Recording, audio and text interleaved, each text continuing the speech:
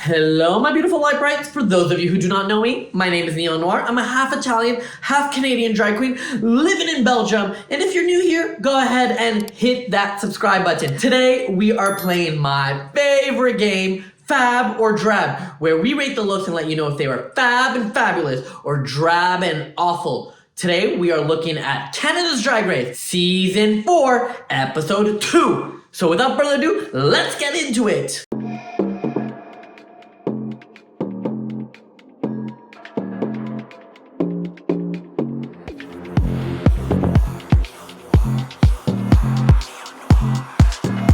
Y'all, it's episode 2, but all 11 queens are still in the competition. This week's runway theme is gemstones, where they have to give us their best interpretation of, you guessed it, gemstones. It's a very simple, very easy concept to get, but let's look at each queen individually and see how they do. First up is CC Superstar, and CC Superstar is giving us Amethyst. She giving us this head-to-toe purple look covered in all of the sparkles and all of the jewels.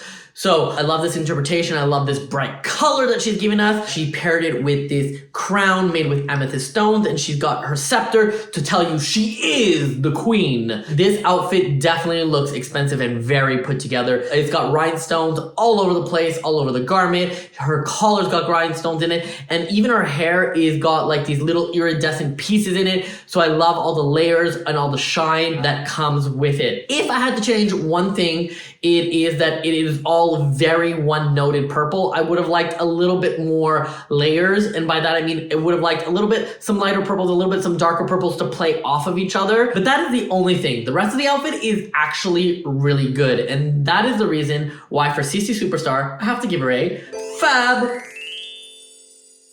Next up, it's Kiki Ko, and Kiki Ko is giving us Emerald. That's right, she said that she is interpreting it as the Emerald City and giving us a little bit of that yellow brick road, a little bit of that Wizard of Oz fantasy. She paired it with this beautiful hair with more gems in it, and she looks decadent, expensive, and completely gorgeous. Now, I have a theory, y'all. My theory is that this was not supposed to be this week's runway. Last week, if you recall, she came out in this head-to-toe pearl look, and at the time I said it was quite beautiful and it looked expensive, but I actually think that that look would have been more suitable for this challenge if she came out as pearl. And this one would have been better at the last challenge as the decadence that she is. I think she switched them because she saw somebody else was doing pearl, and honestly, it looks good anyway. If I didn't see last week's episode, I would have said that this is really, really amazing, and it still is. She's got every detail onto it. She's got the feathers, she's got the gold, and she got all the pieces. So even though she might have switched these outfits, I don't really care because she looks great. And for Kiki Ko, I have no comments on what I would change on this, and that is why she is a FAB. Next up, it's Denim, and Denim is giving us Moonstone. She said that the Moonstone plays with the tide, and therefore she's giving us this aquatic creature interpretation. First up, I will say that I really love that she took a stone that not many people would have initially thought of and brought it to this really odd conceptual world. It is completely different from anybody else. It is much more artistic and kooky, which seems to be her drag, so I love that. The outfit itself is a little bit strange. I love the creature mentality. I love the weirdness of it, but she just looks like a giant ball. So I would have loved for this creature to have a little bit more form to her. Some type of maybe dress, bodysuit. I'm not quite sure, to be honest. It's really, really cool though. And original, even though I don't really get it, it's gonna have to be a FAB because she looks expensive, she looks put together, and she has a concept. So for Denim, it's a FAB. Next up, it's Kitten Caboodle, and Kitten Caboodle is giving us Tourmaline. Girl, I have no idea what this gemstone is. I've never even heard of this gemstone, but I'm going to assume that it is a pink gemstone. She is head to toe pink, which we are now learning pink is her color. She's always got pink hair. She's matched it with this sheer iridescent bodysuit covered in pink rhinestones all over it. She's wearing this cape with these shoulders, and it looks like crystals are coming out of it. and the cape just buckles behind her. Honestly, she looks great. She looks like a queen. She looks expensive. I love these shoulders. They're a little bit more rock and roll, a little bit more punk, and I love that she paired it with this bodysuit that is like super sexy and super sleek. The only negative critique that I have for Kit & Caboodle is actually the cape itself. She uses this fabric that to me looks a little bit cheap, especially compared to all the rest of it, and it's a fabric that I think is the same fabric she used last week on her look. So although it's not a bad fabric, it is not my favorite, and because she used it last week, it kind of like, But the one thing I will say is that she transformed it, and many people probably wouldn't have noticed. But regardless of that, everything else looks perfect from head to toe. I want that jacket, and that is why for Kit & Caboodle, it is a fab. Next up, it's Melissa Virga, and Melissa Virga is giving us Cubic Zirconia. She is coming in this Ice Queen outfit, which is white head to toe with all the rhinestones all over her body, paired with this crown. Okay, y'all, I don't know what an Ice Queen has to do with Cubic Zirconia. My best guess is that she wanted to be diamond because diamond is ice, which would make sense. But since another queen had diamond, she probably said, you know what, I'll just say I'm Cubic Zirconia, which is a fake diamond for those of you who don't know. So I think that that's where the concept went a little bit awry. Now, the actual bodysuit itself looks great. I love it. There is a few things I would definitely change. First up is her boots. They're all white. I think I would have loved them if they were actually all like sparkle, rhinestone, cubic zirconia, just to make it really shine and make you know that the theme is actually cubic zirconia, not just like white. The cape itself, fun, cute, no issues with it. A couple of extra gemstones would have really helped. And the crown, I would have loved it to be 3 times bigger to really give you like that regal princess queen fantasy. It feels a little bit small, especially for the grand stage of Canada's Drag Race. So I think that Melissa Virga is definitely improving. Overall, even with the changes I think that she should have made, I still think it's a fab from me. Next up, it's Venus, and Venus is giving us diamond. She comes out in head to toe diamond. She's wearing this cowl hood with this rhinestone mask. You don't even see her entire face. She said, I'm giving you head to toe. Head to toe. She pulls off this cowl to reveal that it is like a 2-in-1 look, and she looks gorgeous, honey. She looks expensive. I do prefer the outfit with the hood on, but I love that you can do different things with it and give you different moments. This is both like a little bit spooky and a little bit like what is going on, but also full glamour because she is a diamond monster. This is such a cool interpretation, and it takes some big ass balls to not show your face on the runway. And she has a beautiful face too. Actually, when she took off the mask and she revealed her makeup, oh, it was just as good, just as good. Either way, she is fantastic. I love this idea. I want this idea. I wish I thought of this idea. So for Venus, it is definitely a fab from me.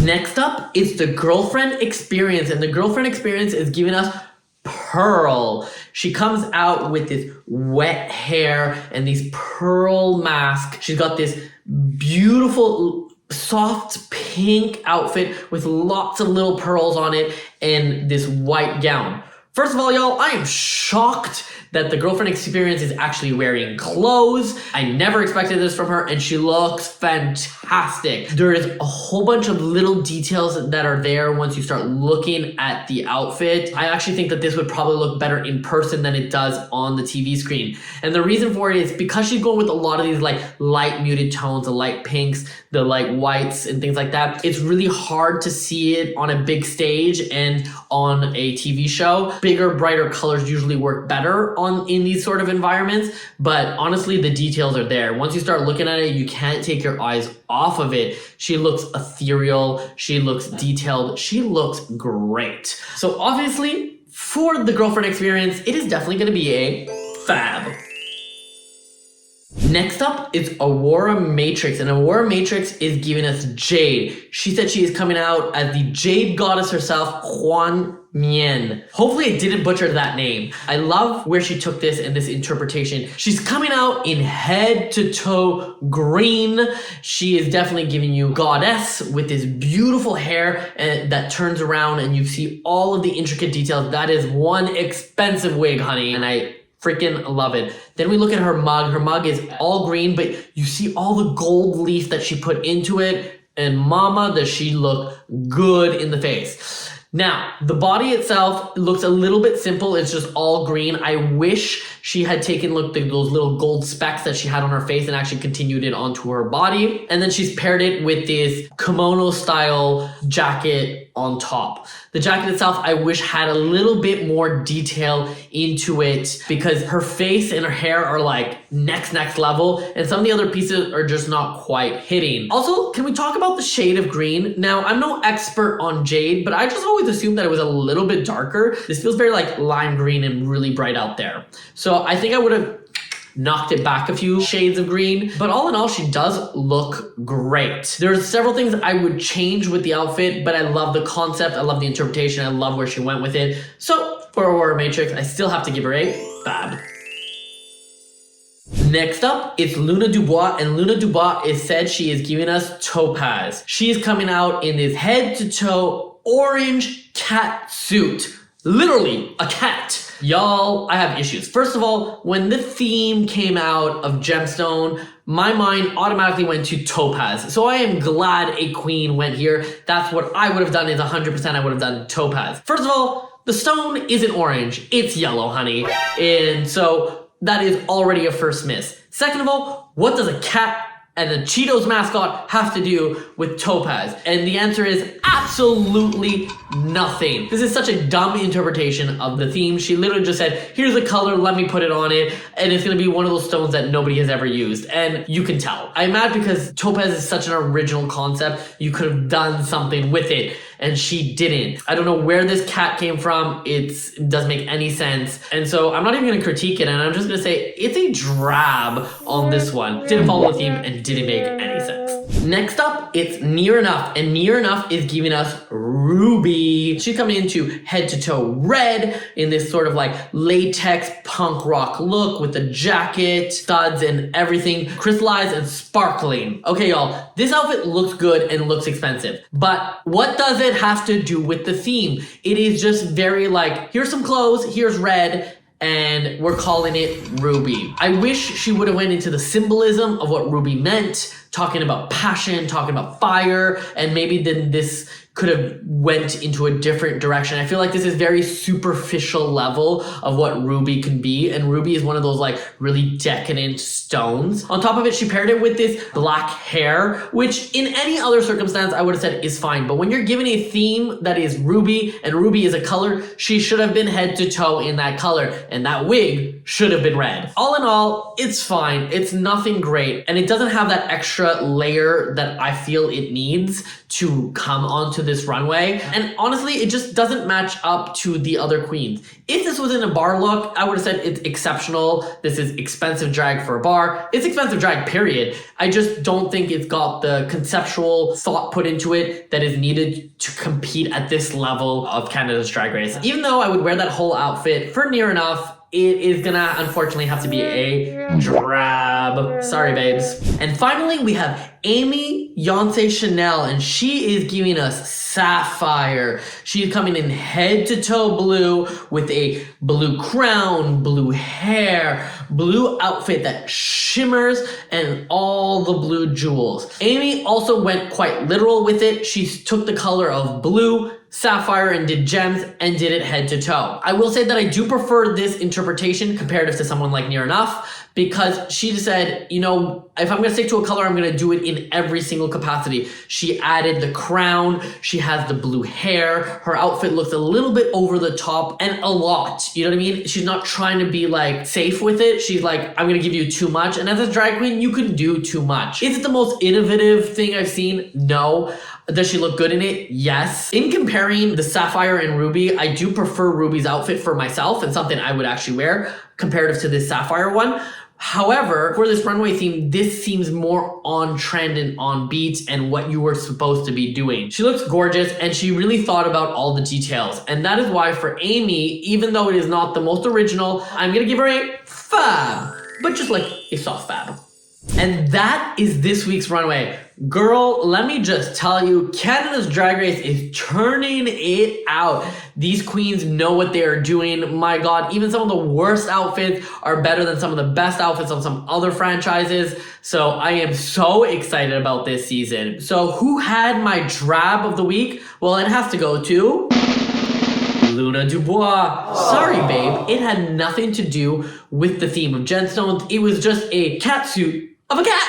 Yeah, didn't get it. But more importantly, who had my fab of the week? Well, my fab of the week has to go to Venus. Oh my God, this was so cool, so conceptual, so artistic, and I love it. And you know what I love more? Looking at the promo of this season, I didn't really like Venus, and Venus in these last 2 episodes has been turning it up, and I am so excited for her. I really am starting to enjoy this queen. Y'all, do you agree or disagree with my thoughts? Well, go ahead and leave a comment down below. I do read every single one of them, and I try to reply. And while you're there, go ahead and hit the like and subscribe button. I am trying to get to 1,000 followers by the end of this series. I know, it's a dream, so a girl can wish. In the meantime, my name is Neon Noire, and I'll see you next week. Bye-bye.